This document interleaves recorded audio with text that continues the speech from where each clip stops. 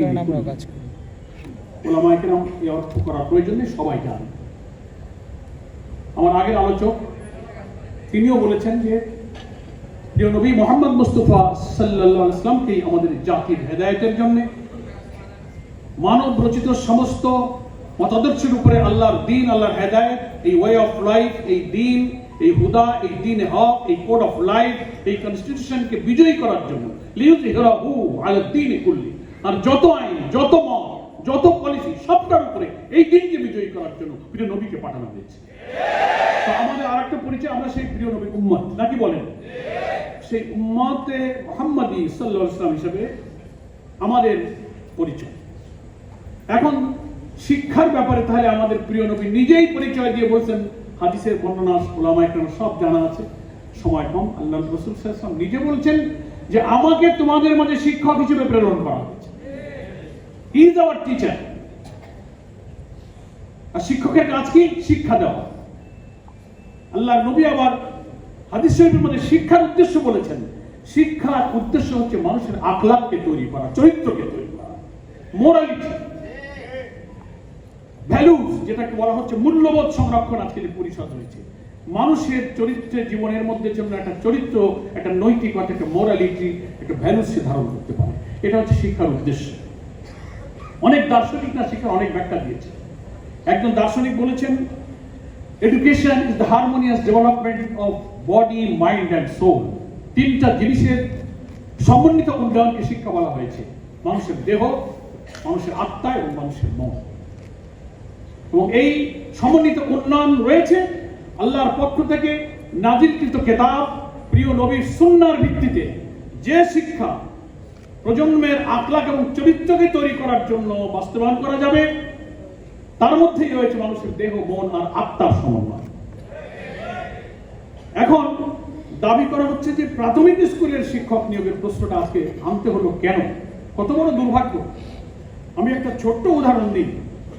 বিশাল ইমারত, আপনি 10 তলা, 8 তলা মাল্টি স্টেট বিল্ডিং করবেন, 50 তলা করবেন, তার যে ফাউন্ডেশন, তার যে ভিত্তি, যেটার উপর বিল্ডিং দাঁড়িয়ে থাকে, ওই ইট যদি, আমাদের গ্রামে বলে আমা ইট, গুনে ধরা ইট, পচা ইট দিয়ে যদি বহুতল ভবনের ভিত্তি নির্মাণ করেন, আর ওই বিল্ডিং এর উপরে আপনি যত টাইলস বসান, ডিস্টেম্পার করেন, এসি সহ নানান সাজ সরঞ্জাম সংস্কার করেন, ফাউন্ডেশন যদি দুর্বল হয়, গুনে ধরা হয়, কুইপকায় খেয়ে যায়, পচা ইট হয়, একদিন ধপাস করে বিল্ডিং পড়ে যাবে।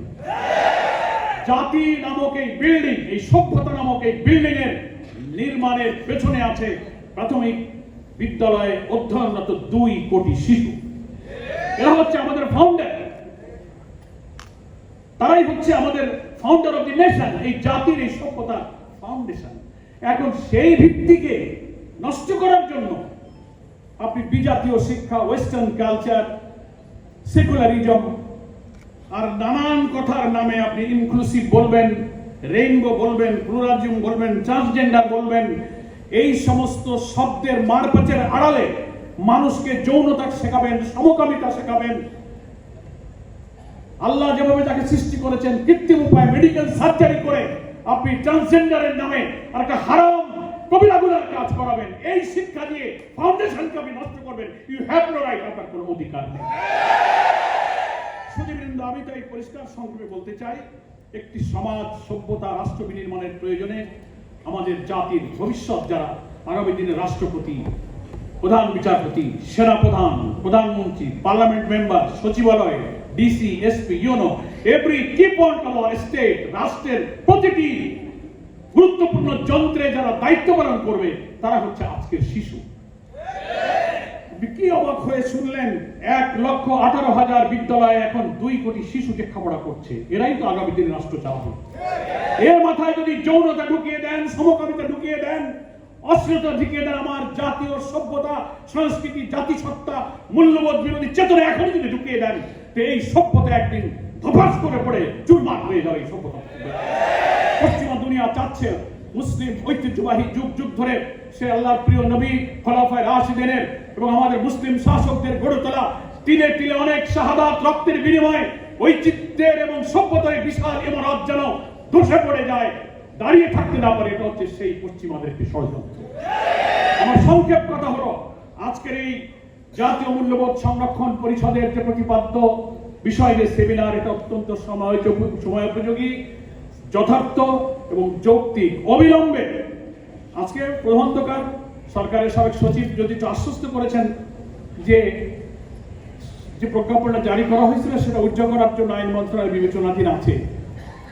আমরা আল্লাহ শুকরিয়া আদায় করি। অবিলম্বে এটা তো বাতিল করতে হবে এবং অবিলম্বে ধর্মীয় শিক্ষা, নৈতিকতা, যে শিক্ষার জন্য পৃথিবীতে আল্লাহ নবী এসেছিলেন, আখলাক গঠন করা হবে শিক্ষার উদ্দেশ্য। সেই শিক্ষার জন্য আমার আদব, কায়দা, সততা, নৈতিকতা, আমার মধ্যে চরিত্র। তিনি ডাক্তার হবেন, ইঞ্জিনিয়ার হবেন, রাষ্ট্রপতি হবেন, সেনাপ্রধান হবেন, কিন্তু তিনি দুর্নীতি করবেন না, মিথ্যা বলবেন না, হারাম খাবেন না, জেনা করবেন না, ব্যভিচার করবেন না। সৎ রাষ্ট্রপতি, সৎ প্রধানমন্ত্রী, সৎ সেনাপ্রধান, সৎ বিচারপতি হয়ে গোটা রাষ্ট্রকে তারা চালাবে। আজকের শিশুদের এই শিক্ষার সময়ে যদি এই ফাউন্ডেশন নির্মাণে এই বাংলাদেশ আমার সামনে বসা আছে, গোটা বাংলাদেশ এখানে বসা, আমরা যদি আপসহীন, অকুত ভয় রাজনীতি দলীয় স্বার্থে উঠতে একটা সিরিয়াস পদক্ষেপ না নিতে পারি, আমরা জাতির কাছে, আমার সন্তানের কাছে, প্রজন্মের কাছে আমরা দায়ী থেকে যাবো।